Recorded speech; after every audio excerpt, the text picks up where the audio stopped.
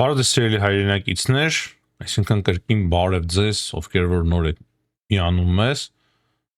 կրկին ողջունում եմ նրանց, ովքեր որ այսօր արդեն մեզ միացել էին նախորդ հաղորդման ընթացքում, թեման Ռոբերտ Քոչարյանի ձերբակալությունն է, կան նոր մանրամասներ, բազմաթիվ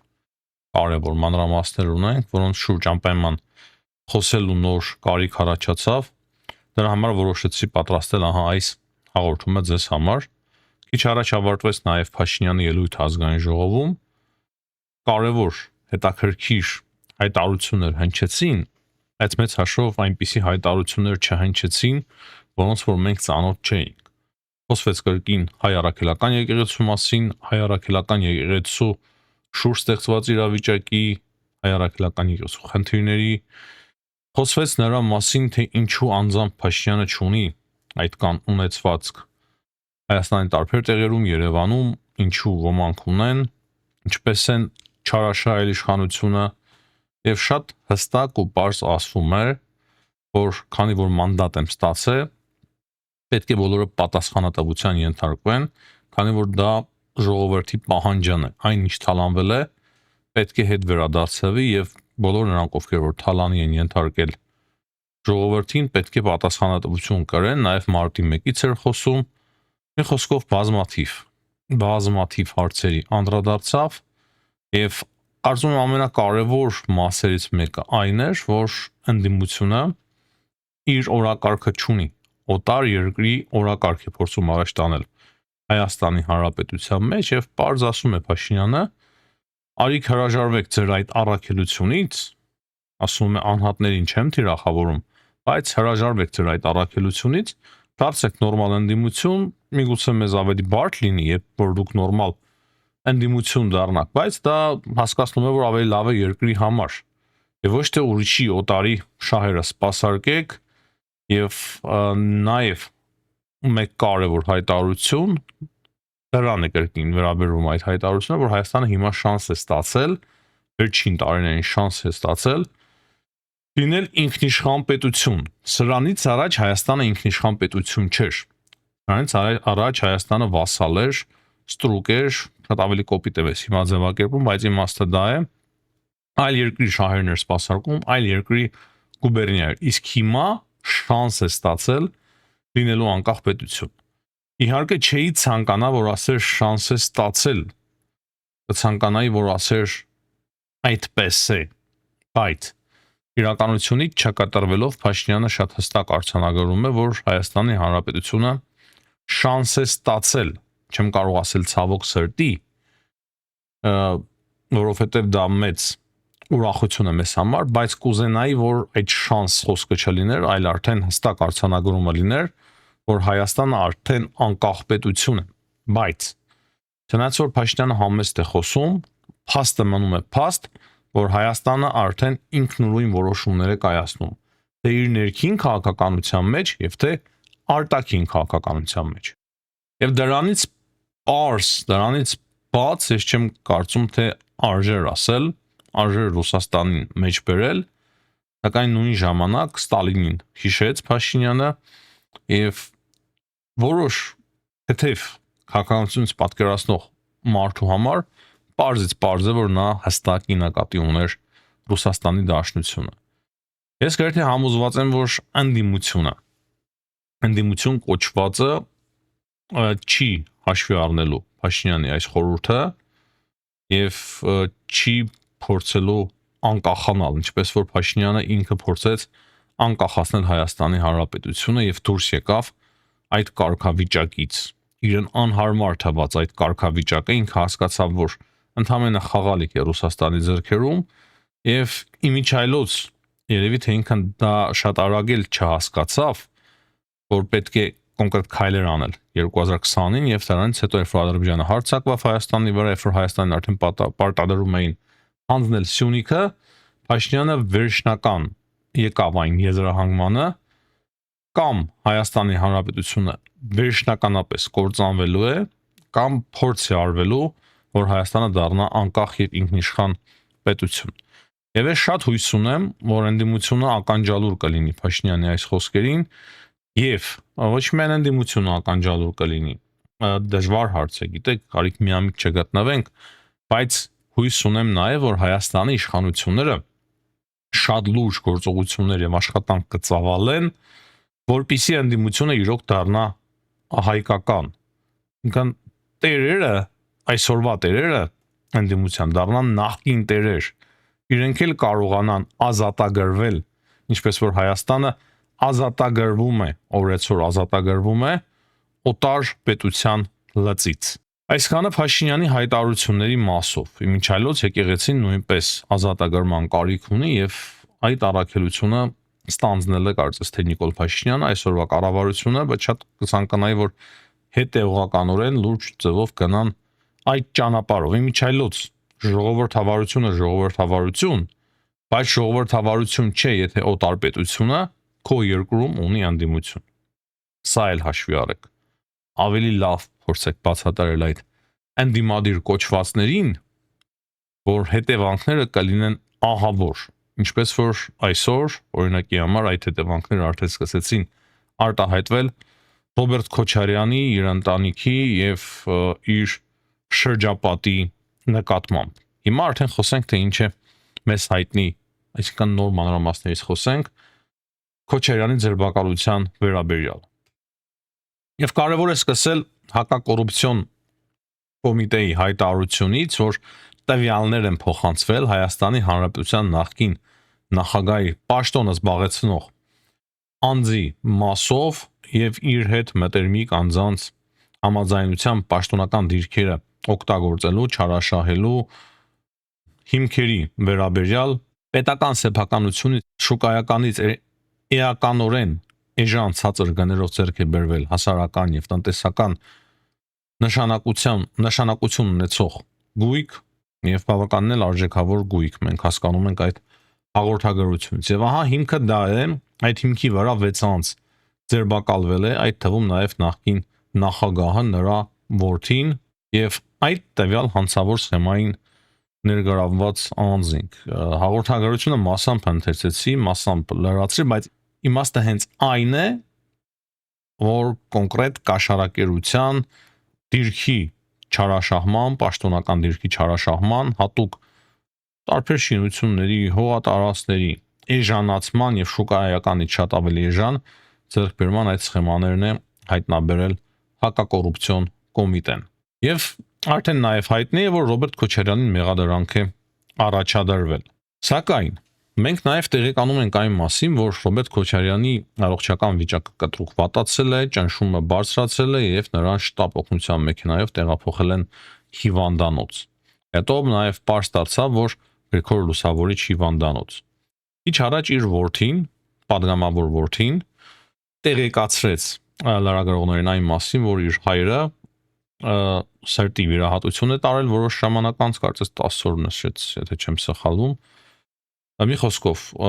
շատ ժամանակ չի անցել սրտի վիրահատությունից, նրա համար առողջությունը վատացել է։ Եթե կային նման տվյալներ, կարելի էր նույն գործողությունը իրականացնել օրինակի համար 15 օր անց, 20 օր անց կամ 1 ամիս անց։ Ես հիմա կարևոր է հասկանալ, որ չեմ խոսում այնպես, ինչը հաճելի կլիներ շատ-շատերին։ Սա ընդհանրապես չեմ սիրում խոսել այնպես, ինչը հաճելի է շատ-շատերին, այսինքն բլոգերի տրամաբանությամբ, հոգեբանությամբ միանշանակ սիրելի հայրենակիցներ չեմ առաջնորդվում։ Ես առաջնորդվում եմ ազգային գիտակցությամբ, խոսում եմ այնպես, ինչը միանշանակ օգուտ է Հայաստանի եւ Վրաստանի Հանրապետությանը եւ միանշանակ օգուտ չի լինի, եթե Քոչարյանը հիմա առողջական մեծ խնդիրներ ունենա կամ ուրիշ խնդիրներ ստեղծվեն, Աստված ոչ առասցե, բայց ինչ վերաբերվում է կրկնեմ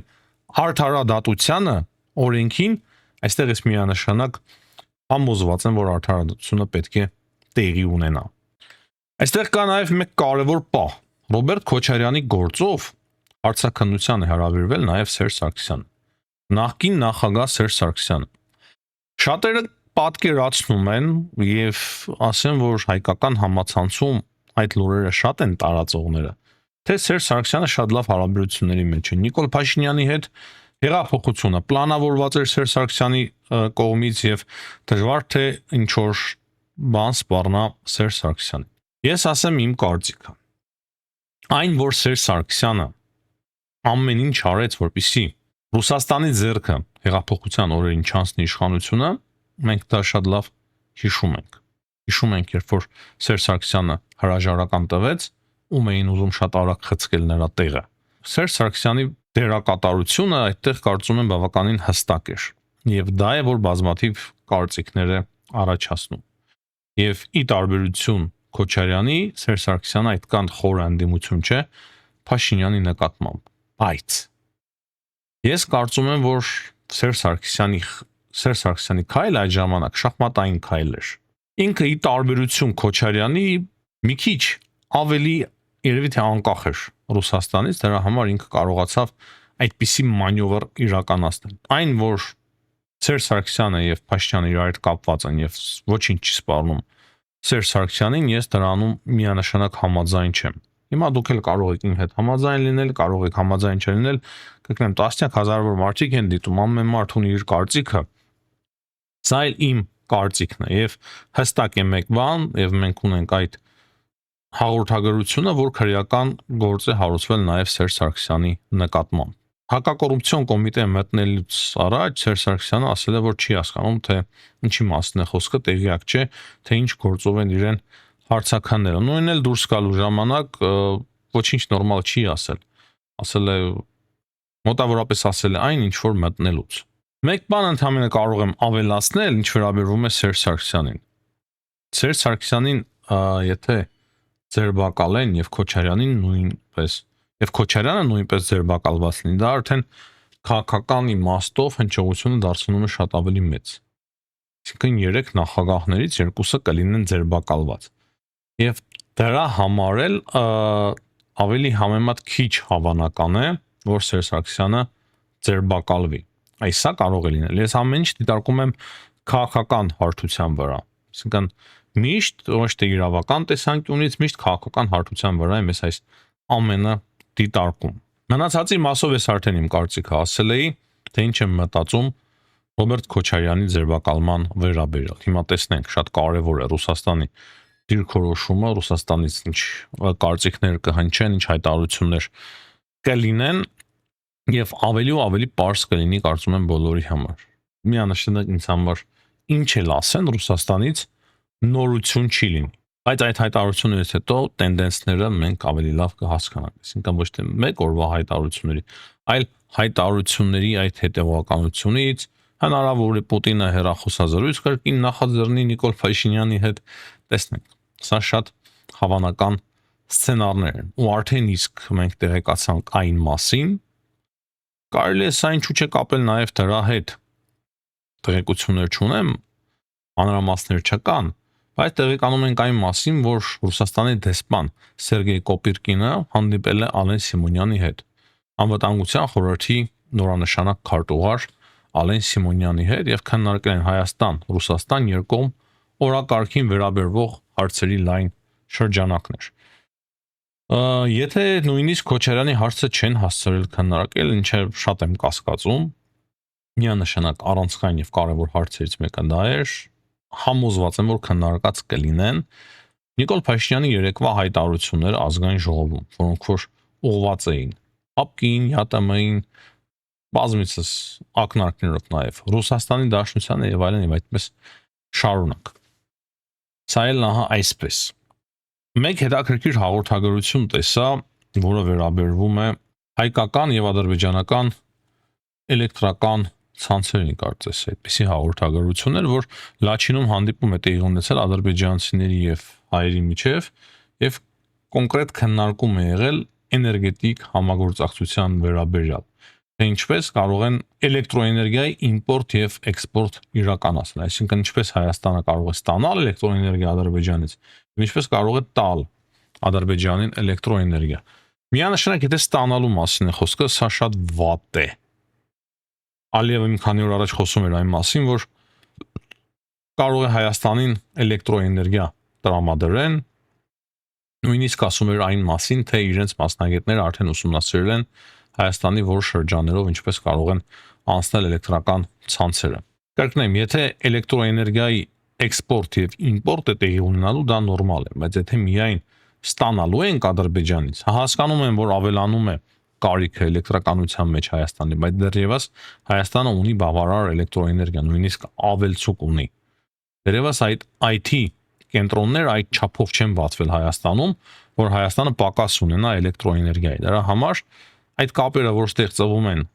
ես վատ բան չեմ տեսնում դրանց մեջ, բայց եթե Հայաստանը վաղը հայտնվի դրա պատճառով նաև էներգետիկ կախվածության մեջ, կոնկրետ էլեկտրոէներգիայի կախվածության մեջ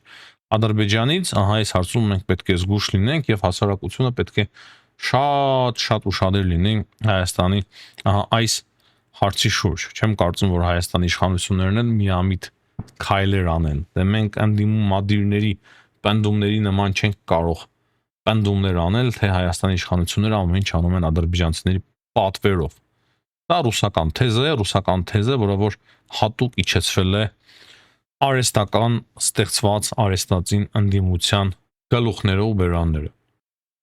Հիմնականում ահա այսքանը սիրելի հայրենակիցներ, եթե կարևոր հարցեր լինեն քննարկելու այսօրվա ընթացքում, անպայման կփորձենք արդեն նոր հաղորդում պատրաստել։ Հաջողություն, կհանդիպենք։